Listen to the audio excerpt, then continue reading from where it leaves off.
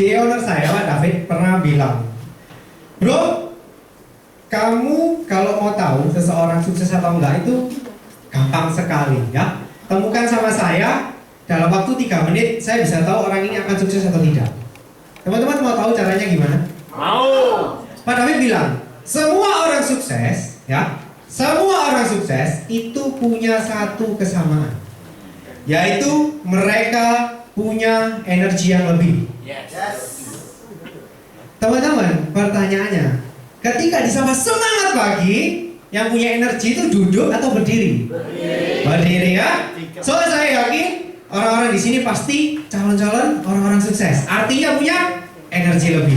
Boleh teman-teman, sapaan saya dijawab dengan lebih cetar membahana, boleh? Boleh ya. Yuk kita coba. Semangat pagi. Semangat pagi. Apa kabar Harvest? Luar biasa. Dahsyat. Fantastis. Yes. Tepuk tangan dong semuanya ya. Calon orang sukses. Silakan duduk teman-teman. So sebelum saya mulai sharing nih, saya mau ucapkan terima kasih dulu ya untuk Pak Kanho, untuk Ibu Citra Dewi ya, sama leader-leader di Harvest yang sudah mengundang saya. Saya ini bukan leader yang sangat hebat teman-teman ya, so saya hanya akan sharing aja, saya nggak mau menggurui ya. Tapi sebelum saya sharing ini materinya boleh ditampilkan. Saya mau cerita satu hal teman-teman ya. Ini ya. So hari ini saya cuma sharing kok teman-teman ya. Jadi apa yang saya dapatkan selama saya jalan di Prudential itu yang mau saya sharingkan ya. Saya akan buka dengan satu cerita teman-teman ya. Ada yang tahu ini namanya siapa? Pak Ali, oke, saya simpan jawabannya. Super Pak. Setiap hari prospek 10 Pak ya. Oke. Ada lagi yang tahu kira-kira ini namanya siapa? Pak Rofi. Pak siapa? Pak Yohanes. Pak Yohanes, oke. Yang tadi Bapak Stefani itu. Ada lagi? Gak ada yang tahu ya? Ini namanya adalah Mula Nasreddin. Ada yang pernah dengar? Gak ada ya? Lahirnya tahun 1400-an ya? Ada yang sudah lahir? Belum ada ya? Saya waktu itu aja juga belum di BOP sama orang tua saya, belum ada juga. So teman-teman, Mula Nasreddin ini tinggalnya di daerah Arab sana ya. Saya nggak tahu di negara apa. Di sekitar Arab sana tahun 1400-an. Beliau ini adalah seorang cendekia. Jadi kayak orang bijaksana gitu ya waktu itu. Karena kebijaksanaannya yang sangat cetar membahana, akhirnya si Mula Nasreddin ini dimintai tolong oleh panitia sholat Jumat. Ya, teman-teman kita yang muslim kan biasanya kalau Jumatan pasti ada yang ceramah dong. Nah, Mula Nasreddin ini dimintai tolong untuk ceramah. Ini mana? Oh ya ini. Dimintai tolong untuk ceramah. So teman-teman, ketika si Mula Nasreddin ini datang ke masjid tuh hari Jumat, dia naik di atas panggung kan. Dia tanya satu pertanyaan yang simpel sebelum memulai ceramah. Dia tanya, oke, jemaah, gitu kan ya? Ada yang tahu nggak hari ini saya mau cerita apa? Pak Ali. Bagus Pak ya, waktu itu Prudential aja belum ada Pak ya. Kalau Bapak dilahirkan pasti Bapak jadi AM pertama Pak. Ada yang tahu mau cerita apa? Hah? Ada yang tahu? Gak ada yang tahu toh? So otomatis jawabnya nggak tahu gitu kan? So Pak Mula Nasreddinnya bilang, oke deh, saya itu sebetulnya mualaf banget kalau harus sharing sama orang yang nggak tahu saya mau ngomong apa. So ya udah saya pulang, bye bye. Dia turun, dia pulang. Jemaatnya kan bingung teman-teman. Ini katanya orang bijaksana kok nggak ngomong apa-apa ditinggal pulang. Tapi panitianya itu ini teman-teman ya, tidak menyerah. Dia undang lagi untuk Jumat depannya. So teman-teman, si Pak Mula Nasreddin naik lagi dan dia bertanya pertanyaan yang sama. So jemaah, ada yang tahu nggak? Saya hari ini mau cerita apa? Tidak tahu. Pulang loh Pak, dijawab nggak tahu. Pulang lagi dong. Oh iya, bagus Pak. Waktu itu jemaatnya bilang, tahu Pak, saya tahu Bapak mau cerita apa. Tujuannya supaya nggak pulang kan ya. Tapi ternyata Pak Mula Nasreddin bilang, oke deh, kalau kalian sudah tahu saya mau ngomong apa, saya pulang. Dia pulang lagi teman-teman. Ya. Tapi panitianya masih mau coba sekali lagi ya. Panitia ini calon agent yang luar biasa. Pantang menyerah. Dia undang lagi, sama teman-teman. Minggu ketiga Pak Mula Nasreddinnya bertanya, so jemaah, ada yang tahu nggak saya mau ngomong apa? Oh, terserah Bapak. Boleh dikecilkan, terlalu besar ini suaranya. Terserah Bapak, ada jawaban lain? Karmu. Jemaahnya pada bisik-bisik teman-teman ya. Saya bilang, kalau kita jawab nggak tahu, pulang. Dijawab tahu, pulang. Gini aja deh. Yang setengah jawab tahu, yang setengah jawab tidak tahu. Biar dia nyahok, bilangnya gitu. Beneran waktu bapaknya tanya, jadi ada yang tahu saya mau ngomong apa? Tahu, nggak tahu gitu kan? Mulai Nasrinya bilang gini, oh oke deh. Kalau begitu, tolong ya, yang tahu kasih tahu, yang tidak tahu saya mau ngomong apa. Dia pulang lagi teman-teman. Teman-teman, moral story-nya apa? Teman-teman, sebetulnya kehidupan kita itu nggak jauh-jauh berbeda dengan sholat Jumat tadi ya. Bukan sholatnya maksudnya, tapi kegiatannya. Kadang-kadang kita melakukan kegiatan itu rutin. Contoh, ATM hari ini. Ya. Setiap hari Senin pasti ada ATM kan? M3 ya kalau di sini namanya ya. M3 ya, selalu ada M3 atau Power Night gitu ya. Ada Power Night. Nah, ada beberapa orang yang berpikir, "Ko, ngapain datang Power Night? Aku sudah tahu, Ko. Paling ya nanti ngambil produksi, terus nanti ada yang ngomong. Kayak ngomong itu ya, Ko ya. Kalau aku sudah ikut setahun ini kurang lebih ngomongnya intinya Ko ya. Prudential itu bagus, number one.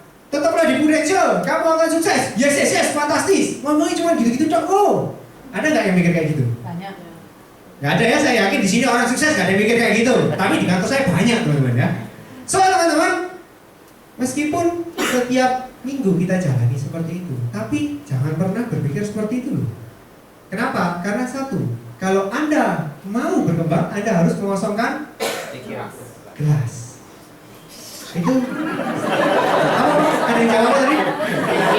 Pikiran ya Pak. Pak, kalau kosongkan pikiran nanti bisa kesambet Pak ya. Tolong Pak, pikirannya jangan dikosongkan. Saya nggak bisa nyembuhkan soalnya Pak ya. Kosongkan gelas Pak. Gelasnya yang dikosongkan ya. Nah, teman-teman, so hari ini saya bukan mau menggurui teman-teman. Saya juga nggak lebih jago dari leader yang ada di sini. Leader di sini lebih jago dari saya. Cuman saya hanya mau sharing teman-teman ya, apa yang sudah saya alami. So, yang bagus, yang menurut teman-teman bisa diaplikasikan, silakan diambil. Yang menurut teman-teman nggak cocok ya sudah. Setuju teman-teman? Ya, oke. Yang kita mulai. So, teman-teman, saya cerita sedikit background saya ya, supaya teman-teman nggak bingung. So, saya ini dulu 2011 sudah lulus kuliah. Waktu itu saya bingung mau cari kerja apa. Ya, biasa ya, galaunya anak baru lulus kan ini mau kerja di mana, kerja yang bisa ngasihin banyak duit ya. So teman-teman, waktu saya sudah selesai skripsi, kebetulan dosen pembimbingnya itu suka dengan cara kerja saya, sistematikanya dia suka. So dia bilang sama saya, Gus, kamu mau nggak? Ini kebetulan saya habis menang satu proyek penelitian. So kamu jadi asistennya, nanti setiap bulan saya gaji. Nah teman-teman, terus terang ya, maaf ya, pasti Anda ketawa ini. Terus terang teman-teman, yang waktu itu saya pikirkan cuma sederhana. Saya mikir gini, saya punya pacar, adik kelas. Kerjaan di mana teman-teman yang kita setiap hari kalau kerja bisa ketemu pacar?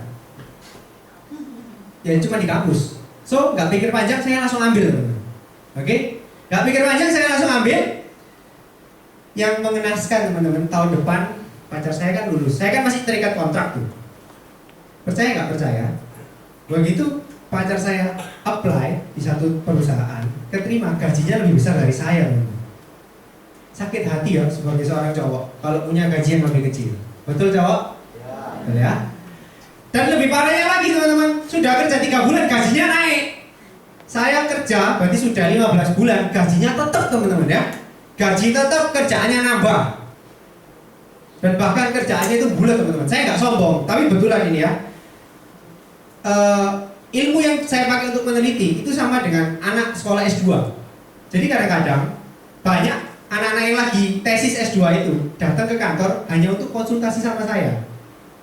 Jadi Anda bayangkan, seseorang dengan kemampuan yang lebih dari S1 itu gajinya 2 juta di bawah S1 teman-teman. Ya lodok miris ya sebenarnya ya.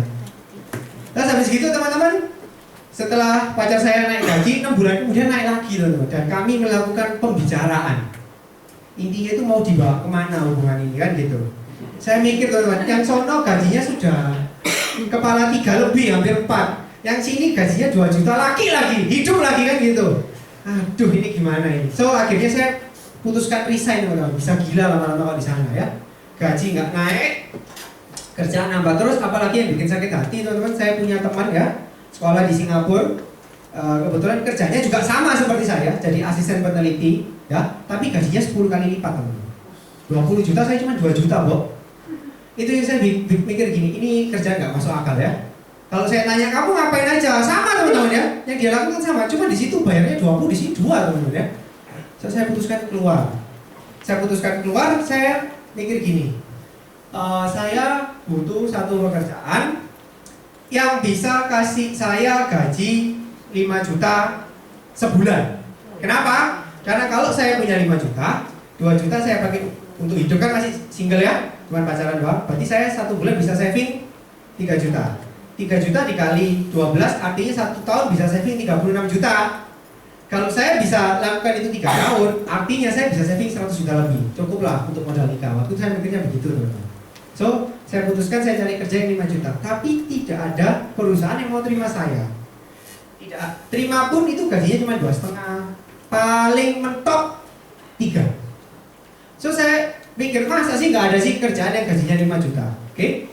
Sambil mencari-cari, mama saya bilang sama saya, kamu ini kok nggak mau ikut sama kokomu, kenapa? Jadi leader saya itu kakak kandung saya sendiri teman-teman ya. Oh jangan ketawa dulu, itu nggak enak teman-teman, saya ceritanya. Saya bilang gini, ngapain ikut sama koko? Masa makan aja minta sama koko? Ya toh, lihat digaji dari koko nih, berarti kan makannya minta dari koko. Saya mikirnya gitu teman-teman. Waktu itu saya belum kenal Sunda Jam. So, habis gitu dia bilang, loh tapi kokomu dapatnya banyak loh. Masa sih? Emang sebulan dapat berapa? Waktu itu dia masih SUM teman-teman ya, SUM mau naik AM gitu. Mama saya bilang, terakhir sih aku tanya dapatnya 60. Saya bilang, loh masa sih 60 nggak masuk akal. Mana ada orang kerja 5 tahun dapat 60 juta, itu direktur atau apa? Masa dia jadi direktur? Gak mungkin mah, saya bilang gitu kan. Terus papa saya nyeletuk gini teman-teman, kelihatannya itu masuk akal loh. Loh kok iso lah? Iya, coba kamu hitung ya. Kokomu ini cicilan mobilnya 1 bulan 10 juta. Oke. Genduknya pembantu suster itu ada 3 segini. Terus airnya kapan hari titip papa bayarkan dulu segini. Listriknya segini. Toh belum kalau ngajak istri sama anak-anaknya ke mall habis berapa segini. Dihitung teman-teman, sebulan bisa habis 40 juta untuk biaya hidupnya. Hitung kasar-kasaran, saya nggak pernah tanya ya. Cuman saya mikir gini teman-teman. Loh, iya sih memang barangnya ada, rumah yang dicicil ada, mobilnya ada, susternya yo ada, kan gitu. Sekolah anaknya yo ada. Berarti kan 40 juta ini pasti keluar. Saya cuma mikir, bener tak ada kerjaan yang 5 tahun penghasilannya segitu. Saya cuma mikir gitu. Wih, kalau 5 tahun penghasilannya segitu, wah ini pekerjaan menjanjikan. Akhirnya teman-teman, saya menyerahkan diri. Saya tanya, bro, kamu itu kerjanya apa? Di BOP teman-teman. Saya mikir gini, iki kerjaan gila. Mana ada kerjaan 5 tahun 100 juta. Saya mikir gitu teman-teman. Gak masuk akal. 5 tahun, 10 ya sih oke lah. 5 tahun 100 itu gak masuk akal. Saya bilang gitu. So teman-teman, ngomongnya dalam hati, saya gak ngomong ya sama kakak saya. Akhirnya kakak saya bilang gini, bro, kamu hari ini nganggur gak? Nganggur, namanya orang pengangguran toh, belum ada kerja. Gini aja, kebetulan hari ini hari Senin, malam itu nanti ada acara bagus banget. Kita undang pembicara yang luar biasa, dahsyat, fantastis, yes. Saya pikir itu modelnya kayak Tung Desemwaringin, Tamero Teguh gitu kan. Oh ada acara apa ya? Acara motivasi lah. Kamu datang, kamu lihat tuh hari ini pembicaranya bagus. Ternyata setelah saya datang, pembicaranya itu Bapak David, junior saya. Memang bagus sih teman-teman. Cuman yang menyentuh hati saya adalah Pak David bilang ini, teman-teman hari ini saya nggak akan bicara banyak. Saya cuma akan memanggil teman-teman kita yang tahun depan akan promosi jadi unit manager baru. Kan gitu. So dipanggil teman-teman, ada satu orang namanya itu Faisal teman-teman ya. Pak Faisal ini kecil, kurus, maaf ya, tapi ini nyata, hitam banget. Hidup lagi ya. Teman-teman saya lihat tuh, tampilannya kayak gini, ini bisa jadi manajer. Loh, kok bisa ya? Terus dia cerita teman-teman, bagaimana usahanya dia untuk menjadi seorang unit manager. Dia pergi ke Madura, dia canvassing di sana, bla bla bla. Saya pikir gini teman-teman. Satu pekerjaan. Kalau dari ceritanya orang-orang itu ya yang sudah mengalami kan, susah teman-teman ya. Ada penolakan, ada hinaan, bisa nggak closing. Tapi kalau gajinya besar, menurut saya masuk akal. Setuju nggak? Setuju. Ada nggak kerjaan di dunia ini yang gampang gajinya gede? Nggak ada. Jualan narkoba aja teman-teman bisa terancam hukuman mati loh, bener nggak? Taruhannya nyawa kok. Itu pekerjaan yang nggak seberapa susah, tapi resikonya besar banget, ya kan? Saya pikir, loh, kalau ada kerjaan yang seperti ini ketokannya masuk akal. Terus saya mikir gini teman-teman, aku ini kan waktu itu sih umur 23 waktu itu.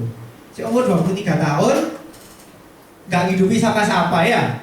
Berarti kalau misalnya aku nyoba setahun, aku gagal, nggak dapat nasabah, nol lah ya. Yo, kasarannya aku cuma rugi waktu setahun kan gitu. Tapi kalau aku nyoba ternyata berhasil, wih, berarti lumayan. Penghasilan iso mantep kan gitu. So teman-teman akhirnya saya bilang sama kakak saya, ya wes, aku coba, saya join, oke? Dan join itu teman-teman saya dari awal saya sudah punya goal. Pokoknya ya di akhir tahun saya nggak muluk-muluk dulu. Pokoknya aku punya 5 juta aja aku sudah senang. Waktu itu saya mikir gitu. So teman-teman ketika saya join, saya punya goal. Oke? Goal itu apa sih Pak? Goal itu adalah mimpi dengan deadline. Artinya teman-teman, ketika Anda mau join di Prudential, bosnya siapa? Pak Anggo? Leader Anda? Bosnya adalah diri sendiri.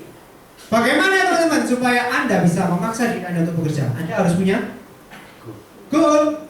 Dan di Prudential deadline-nya sudah dibantu teman-teman. Deadline-nya per 1 tahun. So teman-teman, mumpung ini masih Februari awal. Dan kalau nggak salah kemarin habis goal setting, undang dokter Dandung ya Pak ya? Iya. Nah, iya, soalnya saya telepon mau undang ke JE saya, dokter Dandungnya nggak bisa teman-teman. Ya? Katanya habis dari sini pulang besoknya soalnya. Nah, Salah sakti. oh iya, kalah sakti. Di sini orangnya sakti-sakti Pak. Ya? So teman-teman, Anda harus punya goal dengan deadline. Saya yakin kemarin pasti sudah ciptakan goal semua, betul ya? Oke. So saya next aja, saya nggak lama-lama. Ini saya rasa juga saya nggak perlu lama-lama teman-teman ya. Pasti dokter Dandung sudah ngomong banyak tentang ini, betul ya? Betul ya, Sos? Boleh saya skip teman-teman? Boleh ya? Terus. Gak apa-apa. Oh terus saja? Iya. Oh ya udah. Soalnya saya takut nggak nutup, saya dipegang email itu lupa jam biasanya. So teman-teman, kalau kita mau set goal itu ada satu peraturan yang harus ditaati. Goal itu sifatnya harus smart. Satu, sifatnya spesifik. Spesifik itu artinya detail. Contoh ya, Pak, saya ini Pak selama ini kalau kemana-mana sama istri saya selalu kehujanan, panas-kepanasan. Saya mau Pak punya mobil.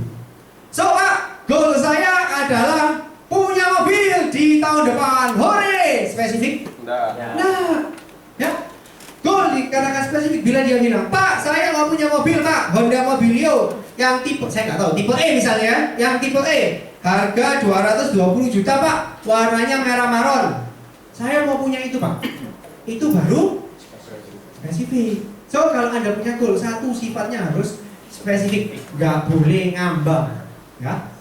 Yang kedua, measurable, harus dapat diukur. Kamu ini mau beli mobil harganya piro? Ojo nek ngomong mobil titik ya toh. Mobil itu dari harga 90 juta yang katanya Pak Rey ayah-ayah sampai yang harganya 6 miliar yang dituabrakan pohon terus nabrak penjual STMJ itu teman-teman ya. Itu semua mobil, kan gitu. Pertanyaannya mau harga piro? Mobil itu kan harus bisa diukur dengan duit, kan gitu. So yang kedua harus bisa diukur. Yang ketiga attainable atau bisa diraih.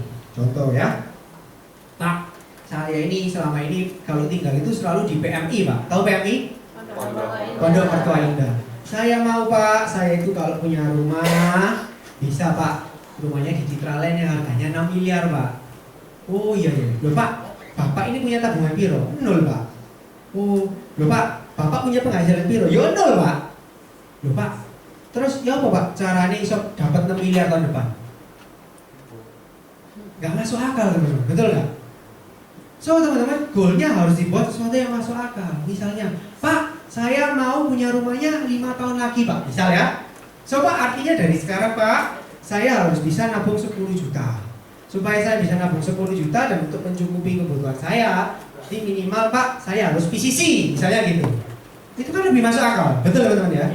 So, goal itu sifatnya harus masuk akal.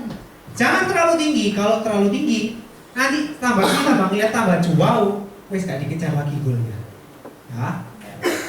Yang keempat harus relevan. Relevan itu artinya berhubungan dengan diri Anda. Kalau saya boleh tambahin, harus berhubungan secara emosional. Contoh ya. Ada yang sudah punya anak. Boleh tangan satu orang aja. Ibu yang jilbab merah ini siapa Bu namanya? Siti Sulaika. Bu, di kantor saya ada yang namanya Siti Sulaika Bu. Saudara Bu? Bukan Bu ya. Bu, Siti Sulaika punya anak? Umur berapa anaknya? 10 sama 5. Ambil contoh Bu ya.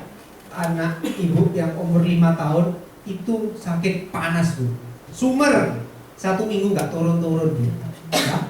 Dan waktu itu di malam hari itu hujan deras dan ibu tidak punya kendaraan. Motornya lagi dibawa suami misalnya. Oke. Terus ibu ini ingat, oh aku ini punya sepupu yang dokter. Tak teleponin, tak tanya anakku ini kenapa. Karena aku nggak bisa pergi ke rumah sakit soalnya.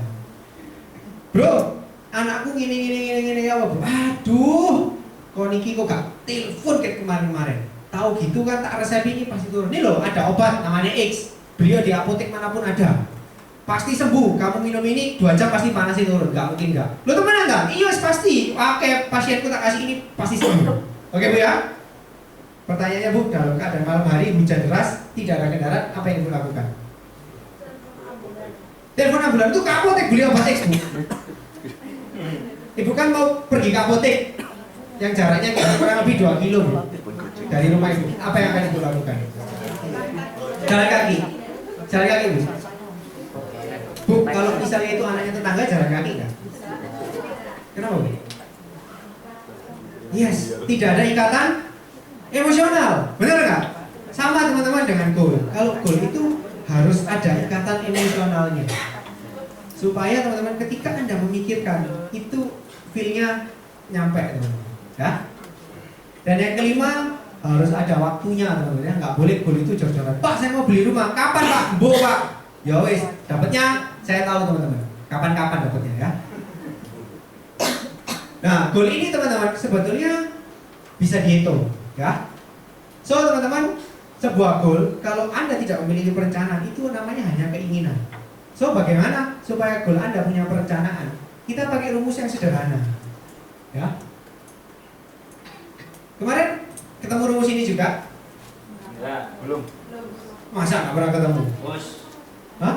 Enggak. Jadi Bapak nggak tahu ini rumus apa? Enggak. Ya Pak, kalau gitu saya pulang dulu Pak ya.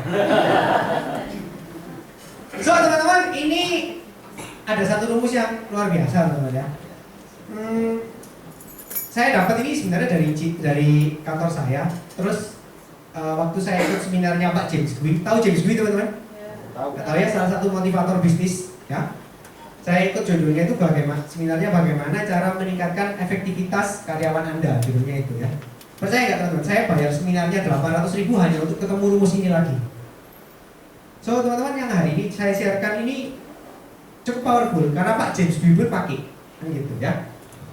So teman-teman kita bisa hitung goal kita itu dari rumus simple sebetulnya dan sangat gampang sekali ketika kita kerja di differential. Ini rumus R sama dengan M kali E kali A, itu artinya result, hasil yang Anda inginkan itu adalah jumlah market size Anda dikali efektivitas Anda dalam berjualan dikali jumlah action Anda. Di sini nggak ada papannya ya? Ada. Oh ada ya? Tapi rada angel ya? Oh iya. Tak kasih contoh bentar boleh ya?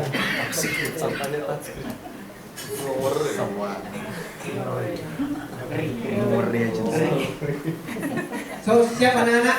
Siap. Harap kelasnya tenang dulu ya. Siap. Nanti istirahatnya ada Pak. Ketua kelas. R Ketua sama kelas. dengan M kali E kali A. Oke.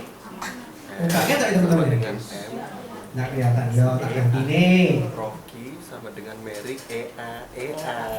Nah, artinya begini, saya kasih contoh yang sederhana saja. Ada yang di sini goalnya mau start club, gampang deh. Start club ada?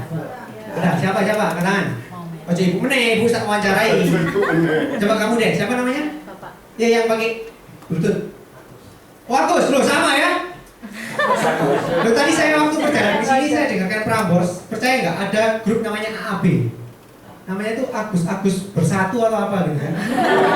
Katanya mau ngadain perkumpulan tanggal 7. Ada ya? Ada. Kau tadi dengerin juga?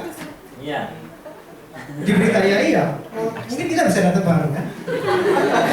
So teman-teman contoh ya, biar gampang hitungnya ya. Mau start club toh? Masuk. Start clubnya ambil kata 500 juta deh, biar saya nggak pusing-pusing hitungnya ya. Start club yang biasa aja ya. Nanti kalau mau yang double-doublean hitung sendiri, saya cuma kasih contoh. Ya. Gus, sudah prospek bro. Kemarin API-nya lebih dari 100.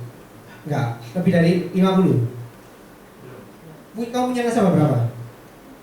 Tahun ini cuma 4. Selama ini?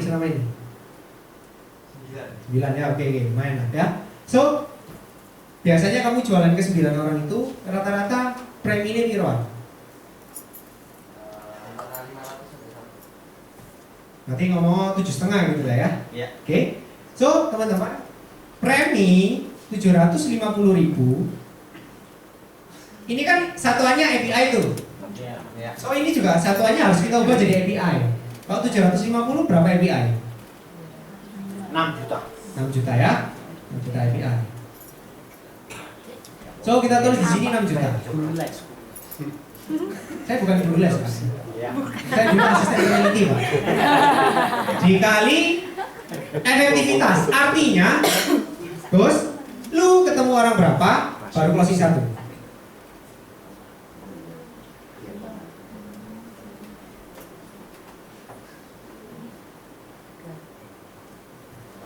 Nunggu kamu bisa gak pulang-pulang. 7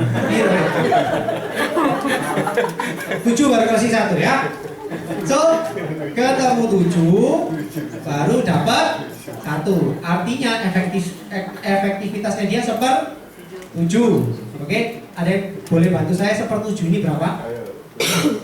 Di kalkulator aja ya. Guru les.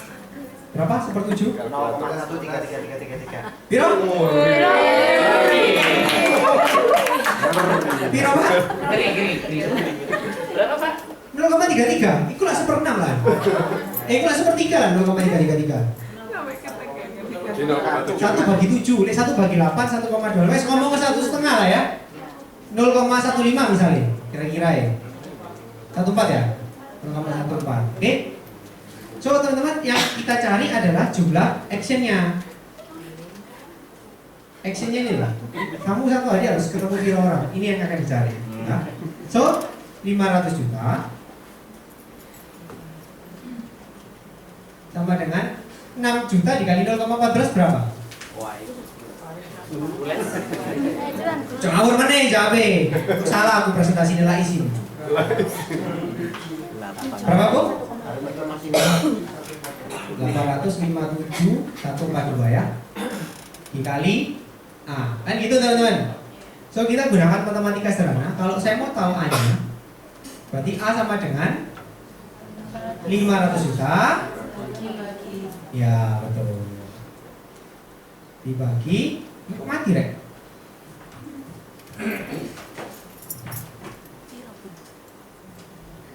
Rp500 juta dibagi 857 142. Oke? 583 ya? 583. Artinya Gus, kalau kamu mau startup ya, dengan skillmu yang ketemu 7 baru pedot 1, yang market size-mu cuma 750 ribuan, ini kalau kamu lakukan terus, artinya dalam 1 tahun kamu harus prospek 583 orang per tahun. Oke. Titik. Lumayan ya. Teman-teman, bagaimana caranya memakan sebuah aja? Bisa langsung dilekap ya? Bisa Pak, tapi langsung mati besok Pak ya. So ini harus dipotong-potong ya. Anda sekarang sudah di bulan 2. Ngomong berarti untuk mendaftar account-nya cuma tinggal 10 bulan ya. So artinya ini teman-teman akan saya bagi 10 supaya Anda ringan. So Gus, artinya kamu harus ketemu 60 orang. karena orangnya nggak bisa disigar ya. Saya bulatkan 59 orang per bulan. Oke nggak? Dikit. Lumayan lah ya, tak potong lagi. Kalau 1 bulan ada 4 minggu berarti 59 dibagi 4. Kalau anggapannya 60 berarti seminggu 5. Kayak kerja keras. Berarti kalau ngomong lah ya, 1 minggu 5 hari kerja. Ini per minggu ya. Ya. Artinya teman-teman per hari kamu cuma perlu ketemu 15 dibagi 5. Jadi sama orang prospek 3. Artinya teman-teman, artinya Gus, kalau kamu mau startup dengan kondisimu yang ini dan ini sama, tidak dirubah, kamu harus ketemu 3 orang per hari.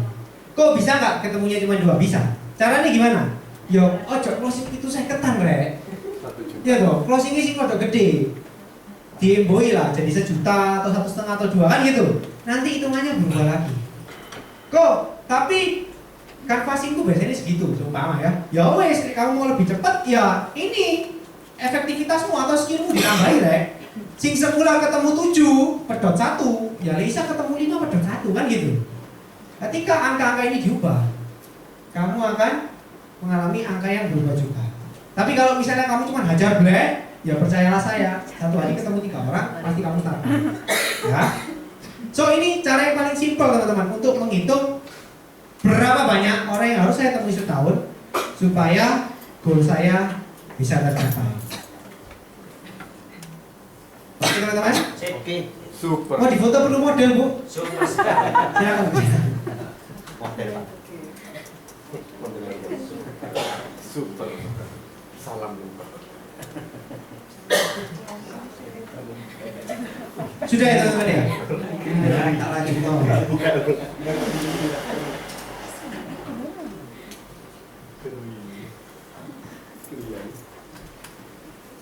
So, simpel teman-teman pakai rumusnya? Simpel. Simpel. Super Pak. Simpel sekali. Tapi pertanyaannya, berapa banyak orang yang konsisten satu hari prospek 3? Itu pertanyaannya. Betul ya? So teman-teman, di Prudential ini sebetulnya sangat sederhana. Cara ngitungnya sudah ada. Tinggal kamu mau jalan atau enggak. Sebenarnya poinnya cuma itu sebenarnya. Tapi saya belum ke materi itu, nanti saya baru ngomong. So teman-teman, poinnya adalah jika Anda teman-teman hari ini Anda bilang, "Kok saya mau startup? Piye caranya startup?" Garo, sama teman-teman Anda bilang, "Kok saya mau pergi ke Bali, tahu jalannya?" Garo, pokoknya jalannya ke utara pasti sampai Bali. Bisa sampai teman-teman? Gak bisa. Anda harus punya perencanaan, plan. Dipikir dulu, oh 1 hari harus ketemu 3 ya. Ya apa ya caranya supaya besok ini bisa ketemu 3? Si. Oh, ada janji sih 1, 2 ini gimana ya? Oh coba sih 2 ini aku tak canvas misalnya gitu. Atau 2 ini aku tak nesting atau apa gitu teman-teman. So, tapi kalau Anda nggak punya perencanaan, pokoknya Pak, 1 hari jangan semangat jual 45, tak prospek seake-ake ini Pak. Itu bentar. Insya Allah Pak, belum tentu sampai teman-teman ya. So lebih baik kita gunakan rumus yang pasti aja, ya. Nah, langkah berikutnya langkah yang cukup sulit teman-teman ya, yaitu membuat perencanaan kita menjadi action. Ini masalahnya banyak agent teman-teman ya. Kebanyakan tahu perhitungannya, tapi sulit sekali untuk melakukannya. Betul ya? Teman-teman, tadi di depan saya kan depannya ada Marvel Studios tuh, ya. Semuanya tahu nggak Marvel? Tahu ya, tahu. Ada yang nggak tahu tak? Tolong angkat tangan yang nggak tahu. Oh ibu nggak tahu Bu? Ya udah Bu, saya pulang kalau gitu Bu ya. Nanti tanya aja sama teman-temannya Bu ya. So teman-teman, Marvel ini kan tukang bikin film tapi isinya superhero semua, betul? Sebetulnya teman-teman sadar nggak Ini kan sebenarnya setiap superhero punya film sendiri-sendiri tuh. Dan digabungkan jadi satu juga ada filmnya. Anda tahu nggak sebetulnya ketika Anda menonton setiap film-film ini, Marvel itu selalu membicarakan satu hal yang sama. Satu hal yang selalu diulang-ulang, tapi mungkin kita nggak tahu. Ada yang bisa tebak? Katanya tahu Marvel semua. Ya Bu? Oke Bu, bagus. Memang hari ini judulnya Superhero Class Bu. Bukan Bu, bukan itu ya. Ya 40% lah betulnya. Ini semua membela kebenaran Bu. Betul. Betul Bu. 40% betulnya ya. Teman-teman pelajarannya cuma satu. Ini loh teman-teman. If you want to be hero in your life, then you have to fight villain in your life. Maksudnya gimana Pak? Maksudnya gini, teman-teman, Anda banyak dengar nggak pembicara yang sandipannya from zero to hero? Banyak ya? Dan banyak yang mengidolakan, Pak, saya juga bukan siapa-siapa hari ini Pak, tapi saya mau seperti pembicara itu, from zero to hero. Teman-teman, Anda tahu nggak, from zero to hero itu perjalanan ini apa, tahu nggak? Ini loh teman-teman, kita diajarkan dari film yang sederhana. Mereka semua asalnya zero teman-teman ya, tapi bisa jadi hero. Perjalanannya adalah, jika Anda mau jadi hero, Anda harus melawan villain itu adalah orang jahat. Contoh ya, semuanya pasti pernah nonton Iron Man, betul? Betul. Dia yang asalnya seorang kaya, diculik, bikin baju, bajunya untuk menyelamatkan diri, akhirnya di-upgrade supaya bisa punya senjata, dan akhirnya dia melawan teroris. Betul kan? Pertanyaannya simple. Teman-teman, kalau misalnya si Tony Stark ini teman-teman, dia bilang, wih gila ya, ternyata kalau mau terbang nggak usah pakai pesawat, pakai baju ini pun bisa terbang. Ya udah deh, gua komersilin jadi baju terbang. Bisa teman-teman? Dia jadi superhero? Nggak bisa teman-teman ya. Dia cuma akan nyalip Jetstar atau Singapore Airlines gitu aja. Tapi nggak bisa jadi superhero, benar nggak? Untuk jadi seorang superhero Iron Man, dia harus melawan banyak sekali orang jahat, betul? Dan seringkali mempertaruhkan nyawanya sendiri. Sebetulnya teman-teman sama loh dengan kehidupan kita hari ini. Mungkin nggak se-ekstrim itu ya. Tapi sadar nggak Anda?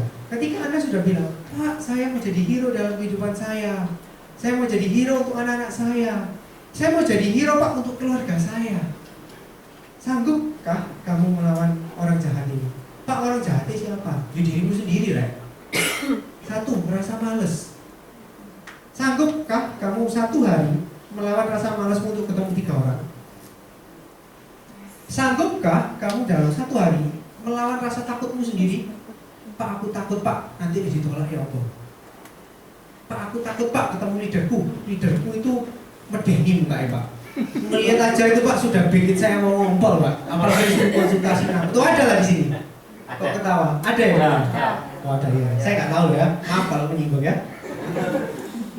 Pertanyaannya teman, siap nggak kita melawan orang jahat tadi? Teman-teman, kalau Anda mau jadi sesuatu dalam hidup Anda, mau nggak mau harus siap. Saya kasih contoh ya, pengalaman saya. Teman-teman, Anda percaya nggak? Dulu itu saya orangnya pemalu. Percaya? Nggak percaya? Kalau dilihat dari cara ngomongnya kan nggak kelihatan ya. Saya bilangin teman-teman ya, dulu saya itu punya tendensi pemalu sangat akut teman-teman ya. Contoh nih, saya sama Pak John Lee ya. Misalnya saya kenal, ya misalnya dia ini relasinya ayah saya, misalnya ya teman-teman ya. Saya tahu, oh ini Su John Lee ya. Ketemu di Pasar Ratu teman-teman.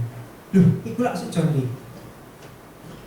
Langsung saya pergi teman-teman. Padahal saya mau lewat di depannya dia, memang jalannya ke sana. Saya langsung minggir teman-teman. Saya ketemu teman saya yang dulu teman SD, teman SMP. Dari jauh kelihatan teman-teman. Tak hindari, gak mungkin tak lewati. Takut teman-teman. Yang kedua, contoh lagi. Ini loh teman-teman, saya bilang, kenapa kok kalau direktur kakak sendiri itu nggak enak? Ada yang hidupnya kakaknya. Oh ada. Ada. Sampai AM. Sampai AM. Yang mana? Sampai SAM. Oh yang Antoni tak bukan? Antoni. Oh iya. Loh ini adiknya Pak Kando tak? Adiknya lain Andreas. Adik lain rumah Pak. Andreas gimana ya? Kalian kenal? Gak ada ya? Nggak ada. Pensiun sudah pensiun. Bebas finansial. Betul Pak, teman saya. Nggak enak loh kalau direktur sama kakak sendiri. Saya nggak tahu, Bapak setuju nggak Pak? Setuju banget. Setuju kok. Nggak enak yang ini teman-teman ya. Kok abot sih? Saya umur 23 tahun ya waktu itu. So masih muda ya. Di sini ada yang sekarang masih umur 23 teman-teman. Ada. Ada, boleh angkat tangan nggak? Saya juga 23. Bingung nggak kalau jualan mau kemana? Bingung. Bingung, karena pasarnya belum punya duit semua, bener nggak? So yang bisa diandalkan adalah keluarga. Betul loh? Betul ya? Pasar alami kan bisa teman, bisa keluarga. Pertanyaannya, kalau kakakmu sudah AM, keluargamu entek nggak? Habis. Habis teman-teman. Habis. Mau jual ke sono? Saya tawari 30 teman saya ngambil cuma 1 teman-teman. Itu pun yang sudah kakak kelas yang sudah kerja cukup lama. Yang seumur saya itu nggak ada yang ngambil semua. Gak punya duit soalnya. Gitu. Akhirnya mau nggak mau teman-teman saya coba canvassing. Jadi saya tanya leader saya, bro, gimana caranya canvas? Terus dia ngajari untuk ke rumah sakit, ke klinik gitu kan. Tak pikirnya gampang teman-teman ya. Waktu pertama kali saya datang ke sebuah rumah sakit gitu kan, saya lihat iki rumah sakit kok sepi gitu ya. Kok medeni tempatnya. Ini guys, tak puterin sekali lagi. Jadi teman-teman, saya sudah sampai di depan rumah sakitnya. Saya naik sepeda motor saya lagi, saya putar lagi teman. Sampai lagi di depannya kan, cuma puterin. Ini kok medeni ya. Tak puterin sekali lagi teman-teman. Sampai di depannya lagi teman-teman. Tak pikir-pikir, tak puterin 7 kali roboh ya rumah sakit. Jadi teman-teman saya mikir, aku tak pulang ya teman-teman. Jadi saya nggak jadi canvassing Pak. Saya pulang teman-teman ya. Saya pulang. Saya tahu teman-teman, saya ini adalah orang yang penyakitan. Pasti dong, kalau kamu agent kamu nggak berani prospek, artinya kamu punya sesuatu yang salah, benar nggak? Dan obatnya pasti leadernya, setuju ya? So saya telepon leader saya teman-teman. Anda tahu saya diapain? Dimarahin, Bo, kan gitu. So teman-teman, sebetulnya join sama kakak sendiri itu ada enaknya dan nggak enaknya ya. Tapi teman-teman yang saya pelajari, yang enaknya adalah dia tahu saya lebih baik daripada agensinya yang lain, kan gitu. So teman-teman, dari saya yang pemalu itu akhirnya saya paksakan diri saya untuk masuk teman-teman. Saya cuma diajari kakak saya gini, aduh gimana kan intinya boci, ani kan gitu. Saya cuma diajari, pokoknya gini, ya kamu sampai depan rumah sakitnya nggak usah lihat pintunya. Begitu sudah sampai di depan rumah sakit, turun dari sepeda motor, lihat ke bawah, sepeda motornya ditutup sampai parkiran, diparkir, cari UGD, ketok pintunya, langsung gitu teman-teman ya. Terus kan saya ini si agent unyu-unyu waktu itu, jadi saya lakukan teman-teman ya. Ada permisi Pak, untungnya akhirnya closing. Dari sana PD-nya mulai tumbuh, kan gitu. Tapi dari awal teman-teman, saya ini orang yang sangat pemalu dan sangat pesimis. Ya. Tapi teman-teman, saya belum jadi hero dalam kehidupan saya masih proses ke sana. Tapi saya katakan kepada Anda, kalau Anda mau jadi hero, mau nggak mau Anda harus melalui semua itu. Rasanya nyaman? Enggak. Tapi leader saya selalu bilang, kalau kamu merasa tidak nyaman, berarti kamu betul. Kenapa? Karena pertumbuhan hanya ada di luar zona nyaman. So teman-teman, hari ini kalau Anda jadi agent, Anda merasa nggak nyaman, selamat Pak, Anda sudah di jalan yang betul. So lakukan terus, kamu pasti sampai. Ya.